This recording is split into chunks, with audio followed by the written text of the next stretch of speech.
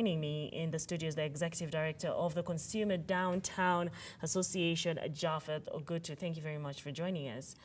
All right, now, the fuel prices have yet again increased despite calls from various quarters to the government to control the increase of the pump price. The Energy Regulatory Commission explains that the price increase is inevitable as long as the crude oil prices are high. Now, Japhet, just to get into it, following the review of fuel prices by Energy Regulatory Commission yesterday, of which it has seen the prices hit a 40-month high in some areas, retailing petrol at 107 shillings, believe it or not, diesel at 93 shillings, and what many of the 1-inch used kerosene is at 73 shillings a litre. What do you foresee in the long run?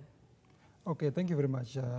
Let me begin by saying it's very unfortunate that our country, things are continuing to go up, even as we think they were majorly affected by the elections that we've now come a long way. But it's very sad, just to begin with what I've seen in Turkana. It's very sad that somebody in Turkana who is very, very poor, you know, they don't actually get better services because they're not even able to get the simplest things, basic needs. They're actually going to pay more in kerosene, as more as 90 shillings per litre for kerosene. And you see somebody again in Turkana going to use close to 121 shillings per litre for petrol.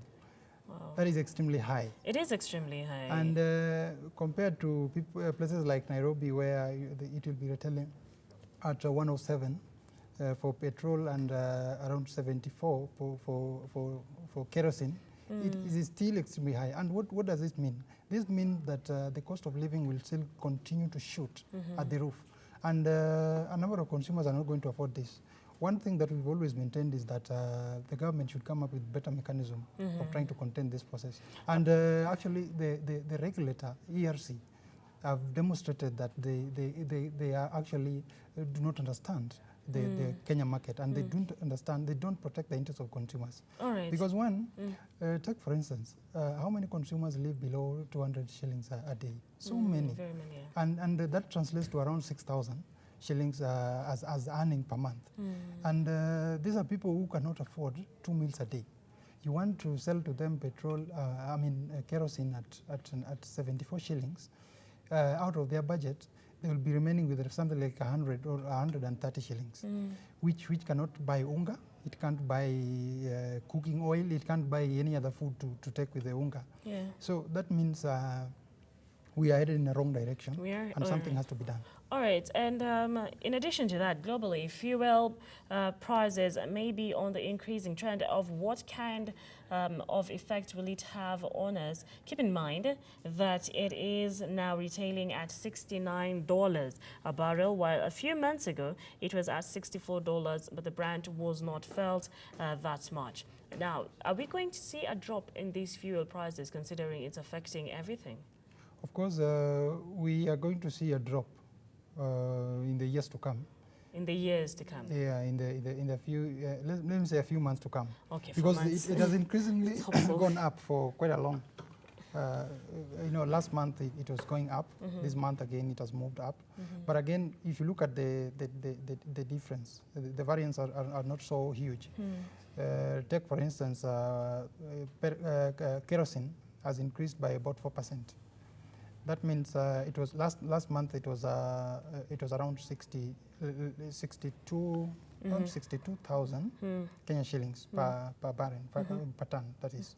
And now is retailing at they were getting it at 64,000, between 64,000 and 65,000 per ton. That means you know. And we're about to say to go for even higher.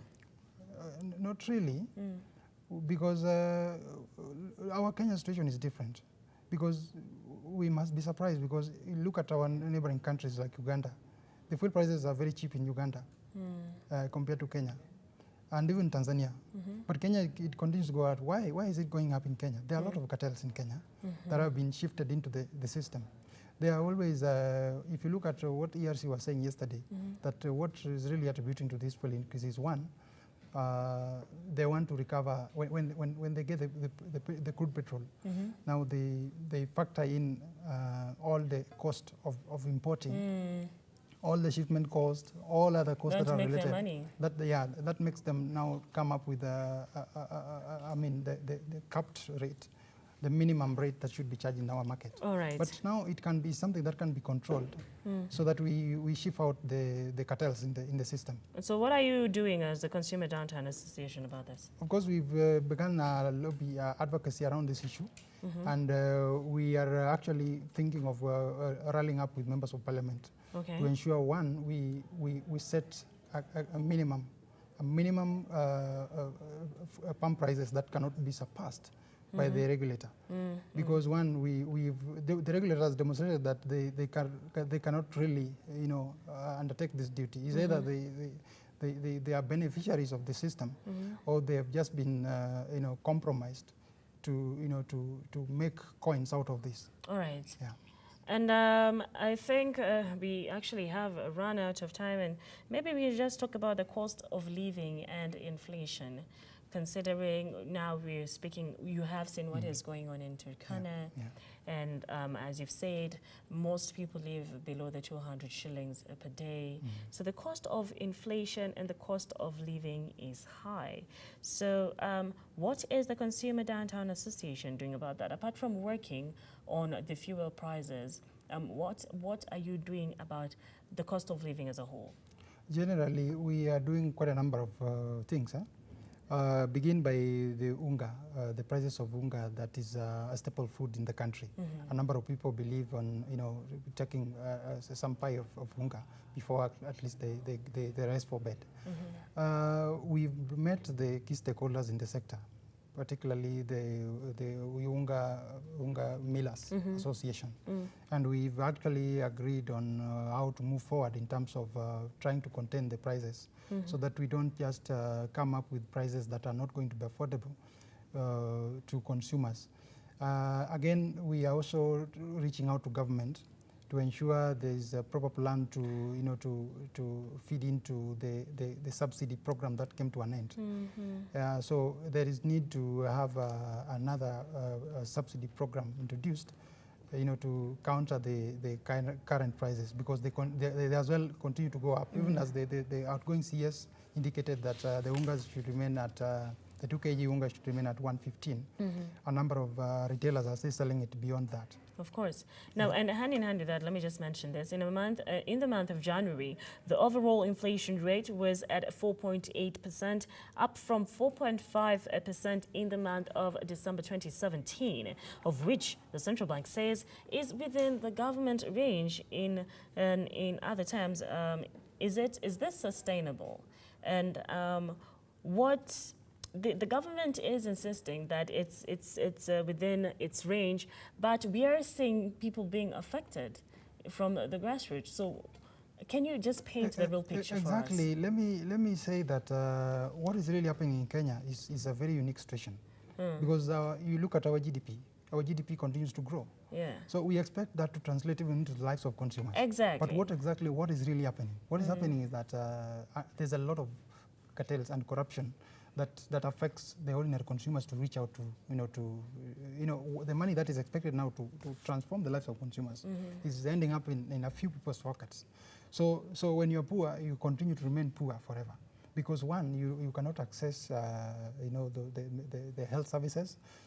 You cannot, employment. Employment is not applicable. Look at what is happening even in the recruitment of the KDF. People cannot afford. One, because even the number of the number of recruits that the government is targeting is about 2,000. How many people are not employed in this country? So many youths are not employed, and close to 60% of Kenyans are youths. These are people who are jobless, and now containing them becomes a problem, because one, you cannot feed them, you cannot provide housing for them. You cannot even provide, education for them. And let's not forget that the most energetic. So it is a very unique situation. Our country is growing, and even the economists will confirm to us that our economy is growing well. But now there are no proper mechanisms to reach out to poor consumers. One thing that was a well-thought idea was the issue of what we call the equalization fund that was introduced by the the Salaries and Remuneration Commission to to facilitate governance on those areas, the far-flung areas that are still lagging behind in terms of development. But again, this money has not reached out to these areas properly as expected. And again, the issue of devolution was a very key process to ensure the life of many people would transform. But it has not actually reached out as people were really expecting.